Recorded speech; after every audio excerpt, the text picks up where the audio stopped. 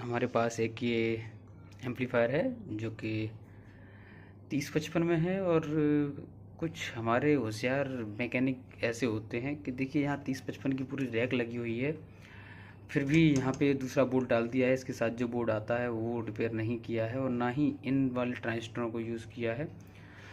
तो इतने होशियार पता नहीं मिस्त्री कहाँ से आते हैं और क्यों अपने आप को मिस्त्री बोलते हैं, मेरे तो ये समझ नहीं आता है। और ऐसा एक एम्पलीफायर में और देखा था मैंने अपने ही। तो एक तरह से मान लीजिए कि लोगों को बेवकूफ़ बनाने में ही आगे रहते हैं, क्योंकि काम इन्हें कुछ नहीं आता, 0% है। और सीखने की कह दो तो फिर बोलते हैं कि हमें तो सब आता है। तो इस तरह का काम आता है, देख लीजिए भाई, अगर आप मार्केट में काम कराते हैं तो ऐसा ही आपको मिलेगा। चलिए इसे एक बार ऑन करके देख लेते हैं क्या स्थिति है, तब समझ में आएगा हमें। तो मैं यहाँ से उठाता हूँ इसका, वो मैंने अभी कुछ देखा ही नहीं है प्लग। ऐसे सीरीज़ में ऑन करके सप्लाई देते हैं। देखिए इस पर ब्लूटूथ ऑन हो गया है और इसका क्या स्टेटस है मुझे नहीं पता, क्योंकि वॉल्यूम टूटा हुआ है नीचे से।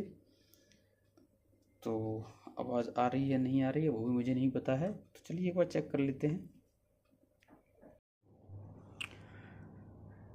तो ये एम्पलीफायर, इसकी वायरिंग आप देख लीजिए किस हिसाब से है। और यहाँ यानी कि पूरा कबाड़ा करके दिया है जिस किसी ने भी बनाया है। और ये एटा डिस्ट्रिक्ट में रिपेयर किया हुआ है, 10 मार्केट एटा डिस्ट्रिक्ट में, यूपी में ही है। तो यहाँ भाई तुम लोग अगर नहीं जानते तो सीखो कम से कम किसी से। किसी का सत्यानाश करके देने की ज़रूरत नहीं है। इसमें जो बोर्ड था वो रिपेयर हो जाता और आराम से ये जैसे ट्रांजिस्टर लगे हैं 8, वो भी काम में आ जाते। लेकिन तुमने अपनी होशियारी के चलते ये बोर्ड डाल दिया और 700 से 800 रुपये या 1000 रुपये के लगभग लेके कह दिया कि ये एम्पलीफायर रिपेयर हो गया। जबकि अभी भी 2 पैसे का 2 कौड़ी का काम नहीं है। क्योंकि देखो जो बिल्कुल नए होते हैं उनकी मैं बताता हूँ तरीका। देखो नीचे के वॉल्यूम है, किसी पे कोई कनेक्शन नहीं है, जबकि ये डुअल चैनल है, स्टीरियो में है। डुअल टोन कंट्रोल आता है साथ में, फिटिंग जो आती है मैन्युफैक्चरिंग की वही उठाया और सीधे सीधे ऊपर वाले पे लगा दिया, तीनों पे। ठीक है, तो यह 3 ही आपको दिख रहे हैं ये टूटे हुए। यहाँ देखिए ये भी नहीं है और नीचे वाले कनेक्ट नहीं है। तो यानी कि कोई भी मतलब नहीं है इन चीज़ों से। हालांकि मैं कभी किसी मिस्त्री की या मैकेनिक भाई की बुराई नहीं करता, लेकिन कुछ होते ही लोग ऐसे हैं कि जिनका बिना कहे रह नहीं सकते। तो ये दूसरा एम्पलीफायर मेरे पास ऐसा आया दास मार्केट से, जो इस तरह की इन्होंने हरकतबाजी की है कि उसका मेन बोर्ड निकाल के, ओरिजिनल जो सही था बिल्कुल, और उसको निकाल के ये इस तरह से लगा दिया। तो भाई दास मार्केट वालों, शर्म करो थोड़ी बहुत, कि किसी का पैसा रखते हुए शर्म आनी चाहिए कि अगर नहीं तुम्हें काम आता है तो दूसरे के ऊपर पैसे न कमाओ उससे।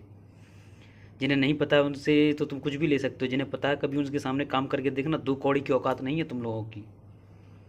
उल्टा सीधा काम करने से अच्छा है कि सीधा मना कर दिया करो कि हमें एक एम्पलीफायर का काम नहीं आता और हम इसे नहीं कर सकते। तो ये मेरे एक रिलेटिव का है, इसलिए मैं कह रहा हूँ, क्योंकि 2 बार ऐसा हो चुका है 2 अलग अलग एम्पलीफायरों में। एक मेरा पिछला वीडियो भी था जो मैंने एक बार और डाला था चैनल पे, और आज ये फिर डाल रहा हूँ कि ये इस तरह की हरकतें सीधे एटा डिस्ट्रिक्ट में ही आपको मिल सकती हैं। क्योंकि यहाँ जो मैकेनिक बैठे हैं झोला छाप हैं, उन्हें कुछ नहीं आता। तो ठीक है, आप लोग कमेंट में बताएं कि इसका रजिस्ट्रेशन मुझे करना चाहिए नहीं करना चाहिए, किस तरह से ये जो ट्रांजिस्टर लगे हैं इन्हें काम में लेना चाहिए इस बोर्ड के साथ, या फिर यही रहने देना चाहिए। और इसकी स्थिति भी कुछ ज़्यादा ही खस्ता हो रखी है। तो आप लोग कमेंट ज़रूर करके बताएं कि मुझे इसके साथ में क्या करना चाहिए, तो मैं करता हूँ फिर उसका रजिस्ट्रेशन, या फिर इसमें दूसरा सारा ही सिस्टम दूसरा लगा दूँ। क्योंकि ये ट्रांसफार्मर जो है वो भी मैंने ही लगाया था, इसमें अपने एक पिछले एम्पलीफायर में भी लगाया था। ये एक चार्जर का ट्रांसफार्मर है, तो अच्छे एम्पियर निकालता है, इस वजह से लगाया था, जो आज तक चल रहा है। वरना ये लोग तो इस ट्रांसफार्मर को ही बदल देती है। इतना बड़ा ट्रांसफार्मर इस एम्पलीफायर के हिसाब से काफ़ी बड़ा है, नहीं देखा होगा आपने किसी एम्पलीफायर में इतना बड़ा। ठीक है, 7 से 8 एम्पियर का ट्रांसफार्मर है। तो चलिए आप लोग कमेंट में अवश्य बताएं। मिलते हैं किसी अगली वीडियो में, तब तक के लिए नमस्कार।